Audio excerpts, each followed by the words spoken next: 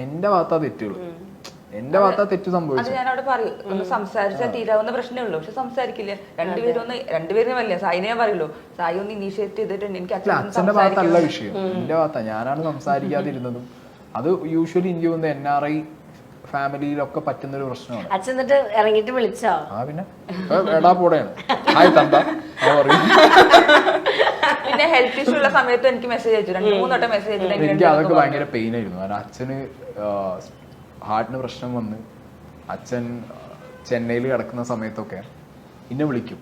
അപ്പൊ അച്ഛന്റെ മൈൻഡിൽ ചിലപ്പോ കാണും മകനൊന്ന് വരണം, ഇരിക്കണം. ഞാൻ ഇവിടുന്ന് ഫോൺ എടുത്തിട്ട് എത്ര വേണ്ടേ, അങ്ങനെ. അതാണ് സത്യം. ഫിസിക്കലി ഇല്ലെങ്കിലും പക്ഷെ ബാക്കിൽ നല്ലോണം ഹെൽപ്പ് ചെയ്തിട്ടുണ്ട്. അത് ഹെൽപ്പ് എന്നുള്ളത് വേറെ ടേംസ്. പക്ഷെ എനിക്കത് ഹെൽപ്പിനേക്കാൾ കൂടുതൽ ഒരച്ഛന് ചിലപ്പോ മകന്റെ നിന്ന് കേൾക്കാവുന്ന ഏറ്റവും പെയിൻഫുൾ ആയിട്ടുള്ള സാധനമാണ്. അതായത് ഞാൻ അച്ഛന് സുഖമാണോ എന്നല്ല ചോദിക്കണേ, നിങ്ങൾക്ക് എത്ര വേണ്ടേ. അത് ഭയങ്കര മോശം സാധനമാണ്. അത് അപ്പൊ അതിന്നൊക്കെ മാറി പുറത്തു വരാൻ എനിക്ക് ഈ പ്ലാറ്റ്ഫോം ഇപ്പം ഇതിനകത്ത് പക്ഷെ ആൾക്കാർക്ക് ഏറ്റവും കൂടുതൽ ആവശ്യം സീക്രട്ട് ഏജന്റ്. കാരണം നമ്മൾ വഴിക്കാട് കയറുന്ന ആ ഒരു 6 പേരിലും ഏറ്റവും കൂടുതൽ കമന്റ് ബോക്സിലായാലും വീഡിയോസിൽ സായി സായി തീ തീ തീ എന്നുള്ള പരിപാടിയായിരുന്നു.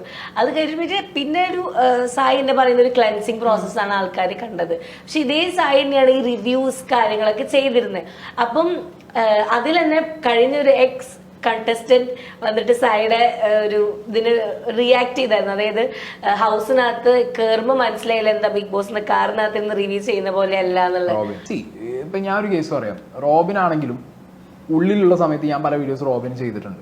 റോബിൻ പുറത്തിറങ്ങി ഫസ്റ്റ് ചെയ്ത പരിപാടി എന്താ അറിയോ, bro I liked all your content videos, ഞാനത് ആ സെൻസിലേ എടുക്കുന്നുള്ളൂ.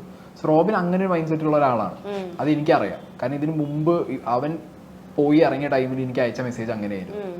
സോ അവൻ പുറത്തുള്ളപ്പോൾ എനിക്കറിയാം ആരൊക്കെ എന്തൊക്കെ പറയുന്നുള്ളത് എനിക്കറിയാം. കാരണം ഡെഫിനറ്റ്ലി സോഷ്യൽ മീഡിയ ആണ്. ഞാനപ്പോൾ ആ പറയുന്നതിന് ഞാൻ പലരെയും കണ്ടന്റ് ആക്കിയിട്ടുണ്ട്, എന്നെ പലരും കണ്ടന്റ് ആക്കും. സോ അത് സ്കാവഞ്ചിങ് പരിപാടി എന്താണെങ്കിലും നടക്കും. അതിലൊന്നും എനിക്കൊരു വിഷയമുള്ള കാര്യമില്ല. ഞാൻ ഇപ്പൊ ഇന്നലെ വിളിച്ച് സംസാരിച്ചു. അപ്പൊ ഞങ്ങൾ ആ സാധനം തന്നെ എന്നെ പറഞ്ഞു ഞാൻ നിന്നെ പറഞ്ഞു, ആ മൂഡ് വേറെ ഒന്നുമല്ല. അതിന്റെ മുകളിൽ വേറെ കാര്യങ്ങളൊന്നും ഇല്ല. ഇപ്പം പക്ഷെ അവിടെ ഏറ്റവും കൂടുതൽ സായി പറയുന്ന കാര്യമായിരുന്നു, അതായത് ഗാലറിയിൽ നിന്ന് കളി കാണുന്ന പോലെ അല്ല കളിച്ച. ശരിക്കും അത് സായിക്ക് ഭയങ്കരമായിട്ട് ഫീൽ ചെയ്തായിരുന്നോ?